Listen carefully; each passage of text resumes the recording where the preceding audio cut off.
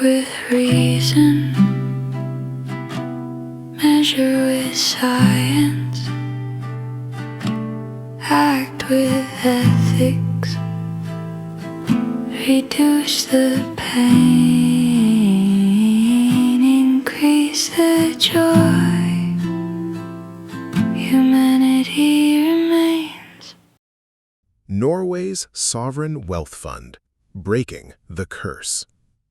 Imagine waking up as a head of state to discover that the ground beneath your feet floats atop an ocean of black gold. Millions, then billions of dollars suddenly pour into state coffers without prior industrial effort or technological innovation. In 99% of historical cases, this is not the start of a success story, but the opening scene of an economic and political horror film.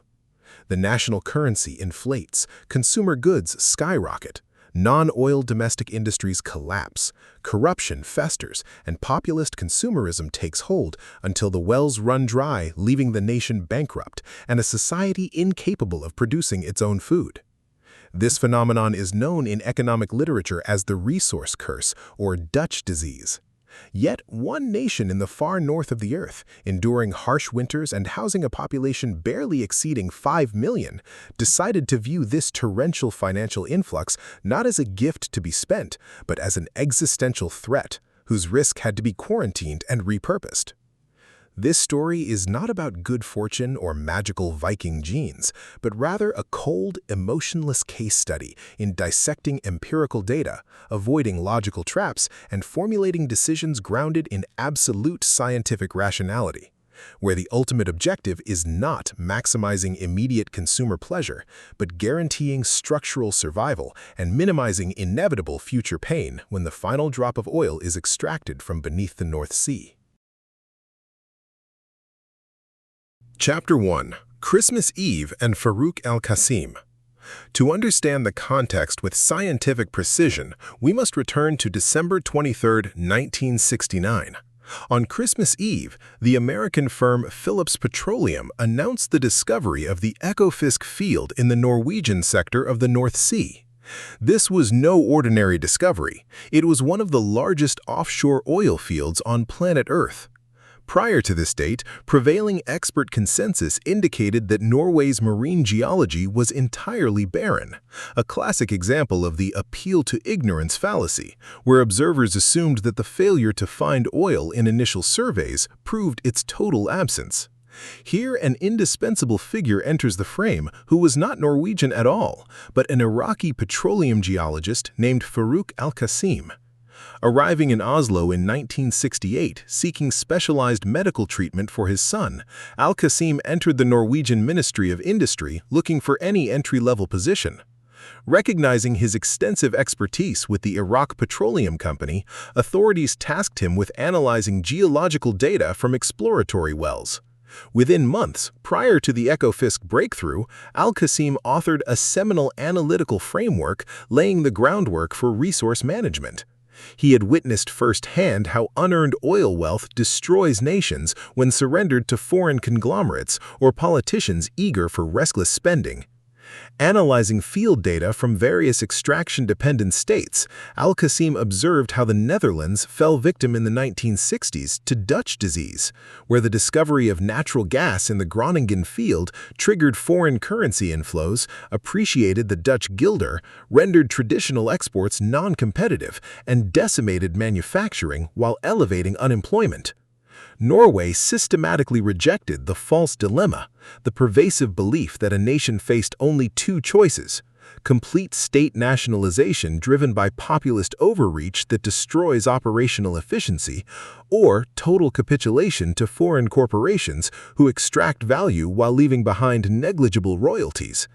Instead, the 10 oil commandments were drafted in the Norwegian parliament in 1971, establishing the state oil enterprise Statoil in 1972 alongside a foundational mandate. The state must retain at least 50% ownership in every extraction license while maintaining free market mechanisms, cultivating advanced local supply chains, and strictly barring direct oil revenues from entering the domestic market. The primary scientific principle was established: describe reality accurately, critique it against the failure modes of others, and deduce a blueprint that rejects flawed models. Chapter 2. The 1990 Act Freezing National Wealth. Throughout the 1970s and 1980s, Norway experienced severe economic volatility. Oil inflows drove up domestic wages and prices, and when global oil prices crashed in the mid-1980s, the Norwegian economy faced an acute liquidity crisis and deep recession. It was precisely at this moment that rational long-term logic prevailed over political self-interest and electoral opportunism. In 1983, an expert committee, headed by Herman Skanland, then governor of the central bank, presented a sobering report warning that oil is an exhaustible, temporary asset, and that spending its revenues as they arrive represents a generational crime against the nation's financial integrity. On June 22, 1990, the Norwegian parliament passed historic legislation establishing the State Petroleum Fund, later renamed the Government Pension Fund Global. Yet more decisive than the law itself was the operational strategy that followed. Not a single Norwegian krone was deposited into the fund until May 1996, when the federal budget achieved a genuine fiscal surplus, transferring an initial sum of 2 billion Norwegian kroners, equivalent to roughly $300 million at the time. The most pivotal and radical strategic decision was a rule of strict exclusion. Not a single krone from the fund could be invested inside Norwegian borders. Why? Because injecting these billions domestically would inevitably inflate real estate prices, drive up labor costs, create an illusion of temporary wealth, and destroy all non-oil productive sectors. The Norwegian leadership actively resisted the planning fallacy, the dangerous assumption that market conditions will remain perpetually favorable and that a domestic economy can absorb massive capital injections without severe systemic side effects. Furthermore, the government firmly countered the argumentum ad populum fallacy, as various political factions demanded the immediate expenditure of wealth to slash taxes, eliminate fees, and fund lavish localized infrastructure projects. The rational counterargument was uncompromising. Spending money today satisfies the desire for immediate indulgence, but culminates in tomorrow's existential ruin. Therefore, a methodology designed to ensure institutional survival and minimize long-term consumer pain demanded that capital extracted from the earth in the form of oil be immediately converted into international financial assets, such as global equities, bonds, and real estate. By isolating this money from the domestic economy, even if oil reserves run dry or global energy prices collapse, the state retains an independent global financial engine generating perpetual returns. Chapter 3. The 2001 Fiscal Rule and Pain. Norway did not stop at accumulating capital in an offshore account. It constructed an unyielding operational code to prevent future governments from tampering with the fund under the guise of temporary emergencies. In 2001, Norway enacted the Fiscal Rule, an institutional mechanism stipulating that the government may only draw upon the fund to cover annual budget deficits up to the expected real return of the capital, initially calculated at 4% and later refined down to 3% to reflect global financial market realities. In other words, the core capital of the fund is sacred and untouchable. What enters the national budget is strictly limited to the dividends and interest generated by its international portfolio. Management was entrusted to Norges Bank Investment Management, a specialized division within the central bank.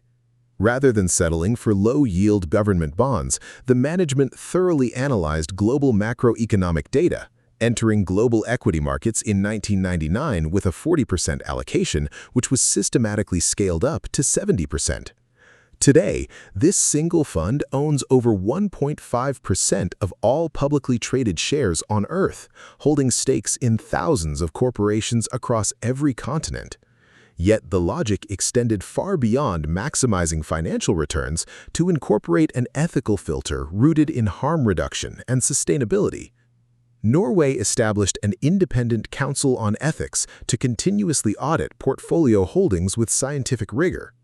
Any corporation proven to be involved in producing prohibited weaponry, causing severe environmental damage, or committing egregious human rights violations is immediately divested from and blacklisted regardless of its profitability.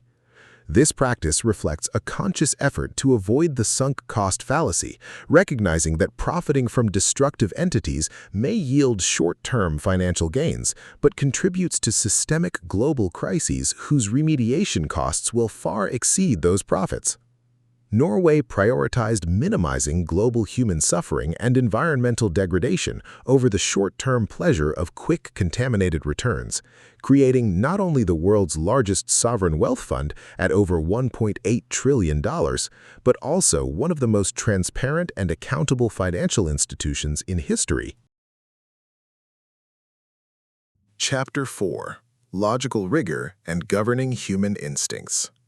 When we subject the Norwegian model to rigorous analysis, we discover that its success was not the result of inherent Nordic superiority, a misconception propagated by the post hoc ergo propter hoc fallacy, which attributes structural success to vague cultural or genetic traits while ignoring direct institutional design.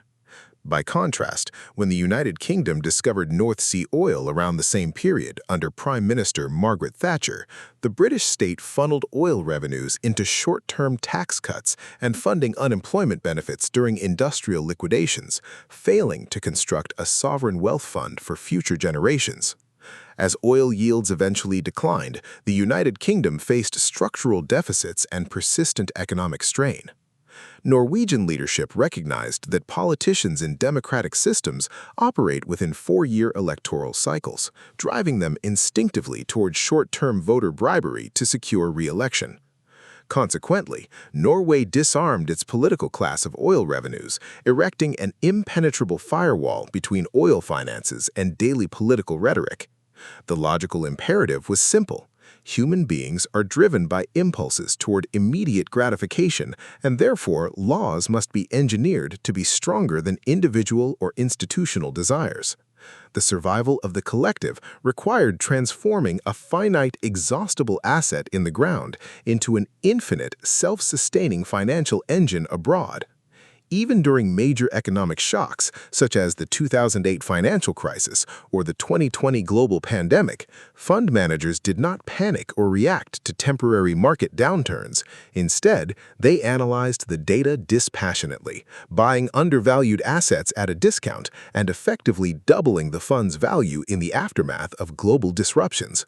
Survival was achieved by rendering the institution itself an analytical organism that reads data far removed from public anxiety and market hysteria. Conclusion: The philosophy of survival and future. The Norwegian experience in governing its sovereign wealth fund presents a stark mirror analyzing human and institutional behavior when confronted with sudden abundance. Success was not a fateful reward, nor was the Midas curse an inescapable destiny. The difference between a state that collapses under the weight of its riches and one that builds sustainable longevity lies entirely in the rigor of its decision-making framework. Norway demonstrated that cold scientific logic and the systematic rejection of populist fallacies are the sole prerequisites for enduring stability. Through empirical observation, critical analysis of failed historical models, and the disciplined decision to isolate extractive capital from domestic circulation, a small nation converted a temporary natural resource into a permanent financial foundation, securing its citizens for centuries. They proved that mitigating future pain and insulating against potential impoverishment takes absolute moral and logical priority over short-term consumption. It stands as a masterclass in how an institution, when anchored in scientific thinking and unyielding rationality, can master human instinct and secure an enduring appointment with the future. What did you gain from the video?